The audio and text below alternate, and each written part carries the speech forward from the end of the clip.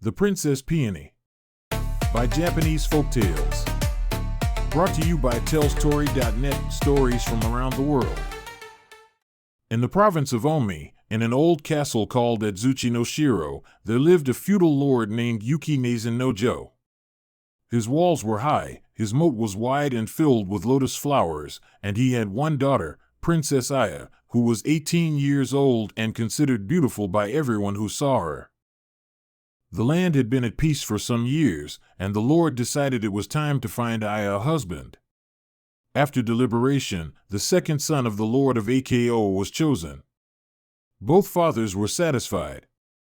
The two young people had met briefly and neither had objected. A date was set. Princess Aya did her best to warm to the idea. She thought of her future husband, spoke of him to her maids, and tried to shape her heart to the arrangement. One evening she walked in the garden by moonlight, her maids close behind. She wandered through her favorite patch of peonies, magnificent in the warm night, down toward the pond where she liked to watch her reflection and listen to the frogs. Her foot slipped on the mossy bank. She was falling, when a young man appeared from nowhere and caught her. He was tall and finely dressed, his robes embroidered all over with peonies. His swords were richly mounted. His face, she thought, was the most remarkable face she had ever seen. He steadied her, met her eyes for one brief moment, and then was simply gone. The maids had seen only a flash of light. From that night on, Princess Aya fell ill. She could not eat and could not sleep.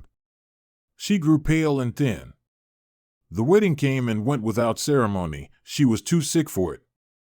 Physicians arrived from the capital one after another, and each departed without answers. The princess only grew thinner. At last, Lord Nezen no Jo summoned Osadeo and demanded the truth. Was there a secret lover? A particular hatred of the betrothed? Osadeo hesitated, then told him everything. The night by the pond. The young samurai who had appeared and vanished.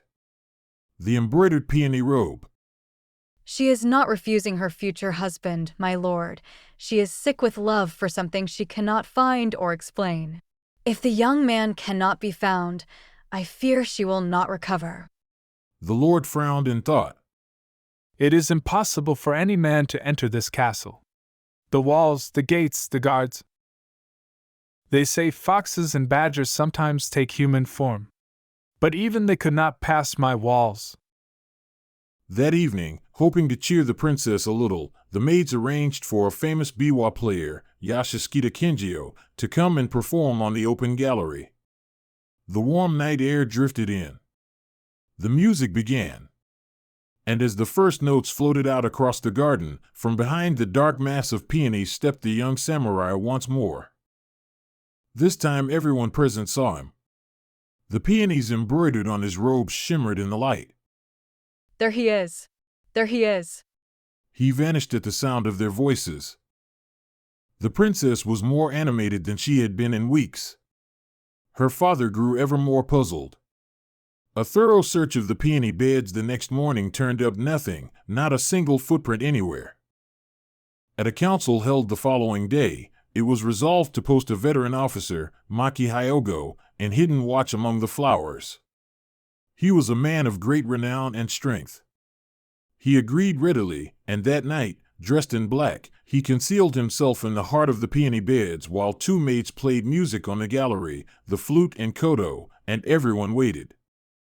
As the gentle peace called Sephirin filled the night air, a figure rose up from among the peonies. The young samurai stood there, magnificent, his embroidered robes catching the light. Maki Hyogo watched him for a moment, transfixed by the youth's bearing, before duty won out. He crept forward, threw his arms around the figure's waist, and held on. A strange warm mist touched his face. A heaviness overcame him. He fell to the ground, but his grip did not loosen. He held on until the guards came running and the mist cleared from his eyes. Come, I have him. I have him. He looked down at what was in his arms. It was a large peony. Its stem bent, its petals slightly shaken, but alive. Lord Nazanojo arrived and looked at the flower for a long moment. No fox, no badger. I told you, nothing of that kind could pass these walls. He turned to his daughter and her maids. This is the spirit of the peony itself, taking the form of a prince. Take it as a mark of honor. Tend the peonies with care, and look after this one with kindness. Princess Aya carried the bloom back to her room, set it in a vase of water, and placed it beside her pillow. For the first time in weeks, she slept all night. Each day she tended it herself. Instead of fading, the peony seemed to grow brighter and stronger. And as the flower thrived, so did the princess. Color returned to her cheeks. She began to eat again. Slowly, she recovered, and then seemed more radiant than she had ever been before. When Princess Aya was fully well, her father set a new date for the wedding. The Lord of Ako and his family arrived, and the ceremony was held. The morning after, the peony was found still in its vase, but withered and dry, every petal still. Its work was done. After that, the villagers seldom called her Princess Aya or Ayaheim. They called her Botenheim, the Peony Princess, and the name stayed with her for the rest of her life.